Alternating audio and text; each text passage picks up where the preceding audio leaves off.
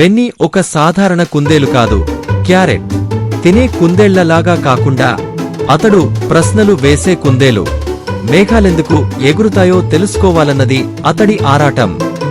మేఘాలు అతని దగ్గరికి రాకపోతే బెన్నీనే వాటి దగ్గరకు వెళ్లాలని నిశ్చయించాడు. బైక్ గర్జించింది, కాని అతని మనసు మాత్రం మేఘాల్ని తాకింది. మబ్బుల మధ్య నుంచి చంద్రుడి వెలుగులో బెన్నీకి కనిపించింది ఒక మేఘాల నగరం. అంతా మెరిసిపోతూ, ఎగరే జంతువులతో కిటకిటలాడుతూ. మేకలు మ్రోగుతూ నర్తించేవి, నక్కలు తిరుగుతున్నాయి.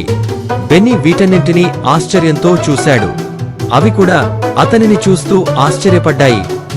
మేఘాల నగరం వణికింది. అతని కొత్త మిత్రులందరూ కలిసి సహాయం చేశారు. బెన్నీ తన బైక్ను తిరిగి తెచ్చుకున్నాడు. ఇప్పుడు అతని గుండె అంతా ఆకాశమే.